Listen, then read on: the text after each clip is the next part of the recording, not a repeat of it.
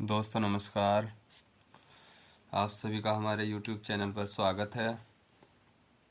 आज हम बच्चों समावयवता में त्रिविम समावयवता लेकर आए हैं। त्रिविम समावयवता। बच्चों त्रिविम समावयवता दो प्रकार की होती है। जिस तरीके से संरचनात्मक समावयवता 5 प्रकार की होती है, ठीक उसी प्रकार से त्रिविम समावयवता 2 प्रकार की होती है। इन 2 प्रकार में नंबर 1 है बच्चों ज्यामितीय समावयवता और नंबर 2 है प्रकाशिक समावयवता। तो आज हम बच्चों आपको प्रकाशिक समावयवता के बारे में समझाएंगे। प्रकाशिक समावयवता क्या होती है?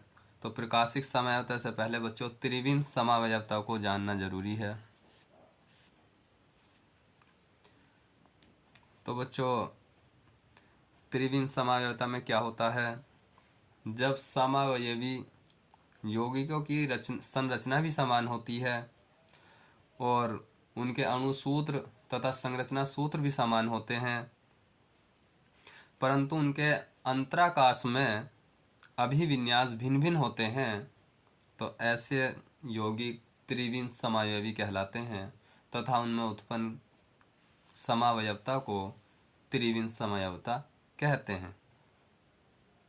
एक बार और समझिए बच्चों कि ऐसे यौगिक जिनके अणुसूत्र भी समान हो और संरचना सूत्र भी समान होते हैं, परंतु उनके जो अंतराकाश में अभिविन्यास होते हैं वो भिन्न भिन्न होते हैं, उसे त्रिविम समावयवता कहते हैं।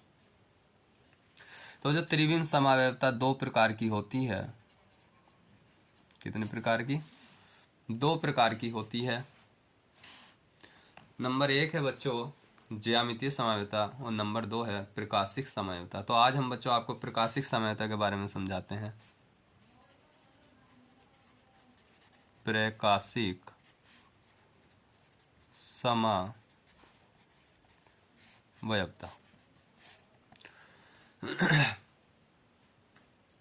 तो प्रकाशिक समावयवता में क्या होता है?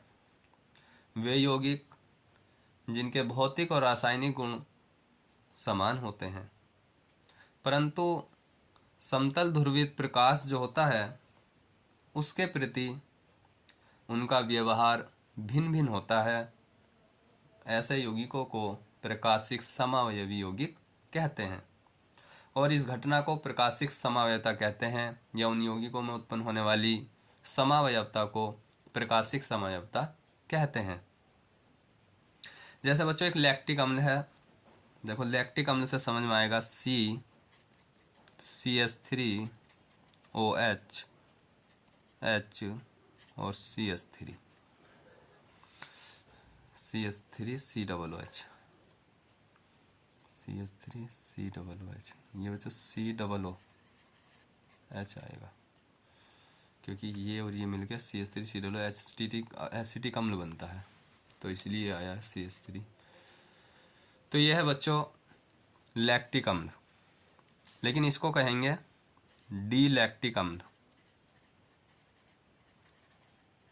डी लैक्टिक अम्ल। और बच्चों इसे इस तरीके से भी लिख सकते हैं CH3 C, आपका H इधर ले लीजिए और OH इधर, COOH।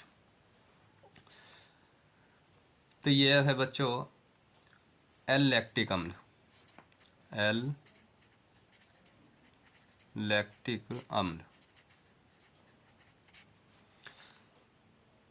तो बच्चों इनके जो भौतिक और रासायनिक गुण समान हैं, परंतु जो समतल ध्रुवित प्रकाश तल होता है उसके प्रति इनका व्यवहार भिन्न भिन्न होता है।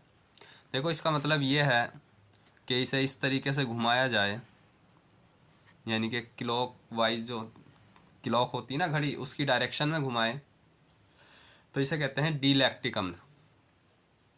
और इसे अगर इस तरीके से घुमाया जाए विपरीत दिशा में, तो इसे कहते हैं एल लैक्टिक अम्ल, या माइनस वाला, और इसे कहते हैं प्लस वाला। तो ये इस तरीके से है बच्चों कि इनका जो समतल ध्रुवीय प्रकाश तल के प्रति व्यवहार होता है वो भिन्न भिन्न होता है। तो इस प्रकार की समयता कहलाती है प्रकाशिक समावयवता। और ये जो समावयवता है बच्चों, ये असममित कार्बन परमाणु में पाई जाती है। असममित कार्बन परमाणु का मतलब है बच्चों, जैसे कार्बन है, ये कार्बन चारों ओर से जो घिरा हुआ है ये अलग अलग समूह से लगा हुआ है। यानी कि वह कार्बन परमाणु जिसकी चारों संयोजकताएं चार भिन्न भिन्न परमाणुओं या परमाणु समूह द्वारा विद्यमान होती हैं या संतृप्त होती हैं, उसे असममित कार्बन परमाणु कहते हैं। देखो C चारों, तो इधर CH3 ग्रुप, इधर हाइड्रोजन, इधर COOH और इधर OH, चारों ग्रुप अलग अलग जुड़े हुए, तो ये है असममित कार्बन परमाणु। और इसी तरीके से ये है बच्चों CH3 COOH, इधर OH, इधर H। तो ये जो लैक्टिक अम्ल का है बच्चों, ये डी लैक्टिक अम्ल का अणुसूत्र है और ये एल लैक्टिक अम्ल का अणुसूत्र है। जबकि अणुसूत्र दोनों बराबर हैं, तो अणुसूत्र समान होते हैं दोनों यौगिकों के, बस फर्क इतना है कि डी लैक्टिक अम्ल और ये एल लैक्टिक अम्ल, ये OH इधर है और ये OH इधर है। तो ये डायरेक्शन जो घूमता है, यानी कि घड़ी की दिशा में, घड़ी की दिशा में, और ये घड़ी की विपरीत दिशा में, यानी कि डायरेक्शन होती है घड़ी की, घड़ी इस तरीके से चलती है करके घड़ी की सुन, तो ये उसी डायरेक्शन में अगर हम इसे घुमाएं तो डी लैक्टिक अम्ल प्राप्त होगा, और इसे इस तरीके से घुमाएं तो एल लैक्टिक अम्ल प्राप्त होगा। लैक्टिक अम्ल बच्चों कहाँ में पाया जाता है? दूध में। लैक्टिक अम्ल कहाँ पाया जाता? दूध में। तो ये था बच्चों प्रकाशिक समयता का एग्जाम्पल। एक एग्जाम्पल और है बच्चों टार्ट्रिक अम्ल। तो टार्ट्रिक अम्ल का फॉर्मूला क्या होता है बच्चों?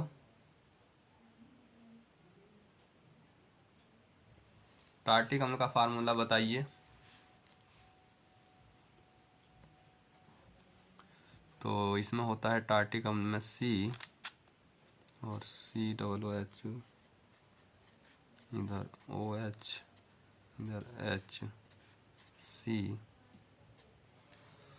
और ये होता है आपका H, इधर ले लीजिए, इधर OH और ये नीचे COOH।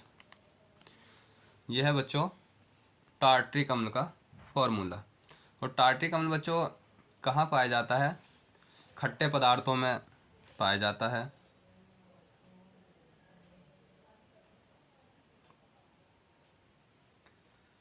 तो जिस तरीके से बच्चों ये बताया था हमने, डी समूह वाला या प्लस वाला और माइनस एल और प्लस, ये माइनस एल वाला, माइनस वाला या एल वाला, तो इसी तरीके से ये जो टार्ट्रिक अम्ल है, टार्ट्रिक अम्ल ये भी इन्हीं रूपों में पाया जाता है, जैसे COOH, OH, H और C, इधर H, इधर OH, COOH।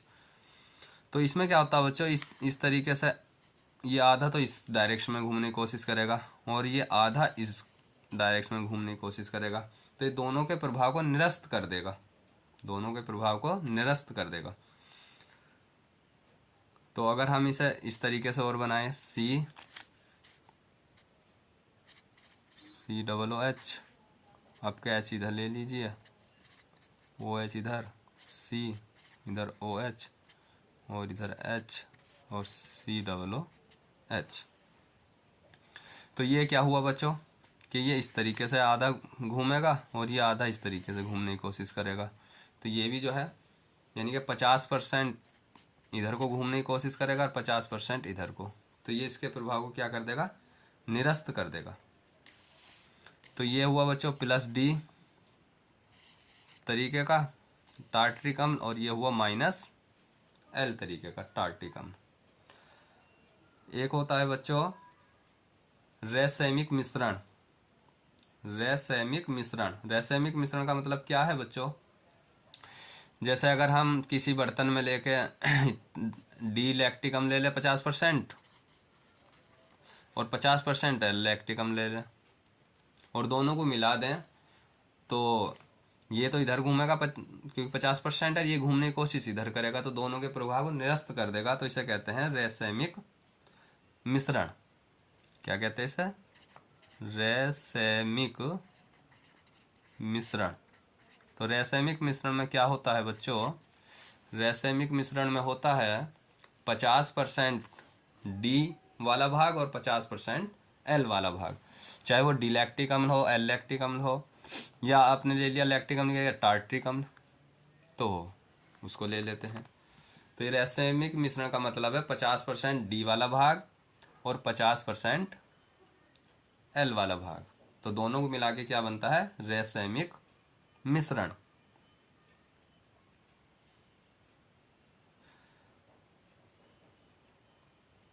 और एक होता है बच्चों, जैसे ये डी लैक्टिक अम्ल डी हुआ बच्चों, ये -L, और एक होता है जैसे COOH, COH, और यहाँ भी ले लो H और इधर भी ले लो H और इसमें ले लो COOH। तो ये क्या होता है बच्चों, ये देखो COOH OH दोनों इधर ही है, OH OH, और H इधर COOH। मीसो प्रभाव इसे कहते हैं बच्चों, मीसो प्रभाव या मीसो मिश्रण। रैसेमिक मिश्रण क्या आता है बच्चों, 50% डी वाला भाग और 50% एल वाला भाग दोनों को मिला दिया जाए तो वो क्या बनता है, रैसेमिक मिश्रण। और इसमें क्या है बच्चों कि जैसे इसमें एक ही डायरेक्शन यानी कि OH घड़ी की दिशा में था और इधर OH विपरीत दिशा में था, दोनों को मिलाए तो 50-50% हुआ, तो ये हुआ रैसेमिक मिश्रण। और इसे कहते हैं जो डायरेक्शन में होता है प्लस वाला भाग और जो विपरीत दिशा में होता है माइनस वाला भाग। लेकिन ये जो है ये मीसो प्रभाव होता है, यानी कि ये इस तरीके से घूमने की कोशिश करेगा, यानी कि ये निरस्त नहीं करेगा। ये तो रैसेमिक मिश्रण जो है एक तरीके से निष्क्रिय होता है, प्रकाश निष्क्रिय होता है, क्योंकि दोनों को कैंसिल कर देगा, 50-50% दोनों में है, लेकिन ये कैंसिल नहीं करेगा। तो अगर इस तरीके से है, ये OH एक ही साइड में है घड़ी की विपरीत दिशा में और H जो है विपरीत दिशा में है और घड़ी OH है एक ही दिशा में यानी कि घड़ी की डायरेक्शन में, तो इस तरीके का जो बनेगा बच्चों ये संरचना, ये बनेगी मीसो प्रभाव। क्या है ये, मीसो प्रभाव। ये कैंसिल नहीं करेगा एक दूसरे को, लेकिन वो जो है रैसेमिक मिश्रण वो कैंसिल कर देगा, क्योंकि 50% डी और 50% एल भाग है। इसमें ऐसा नहीं है। अगर इस तरीके की संरचना बनती है, यानी कि ये जो है टार्ट्रिक अम्ल वो 3 रूपों में पाया जाता है। पहला रूप ये है +D टार्ट्रिक अम्ल, और ये -L टार्ट्रिक अम्ल, और ये है मीसो प्रभाव। ठीक है बच्चों, आज के लिए इतना ही। नेक्स्ट वीडियो में हम आपको ज्यामितीय समझौता समझाएंगे। Thank you very much.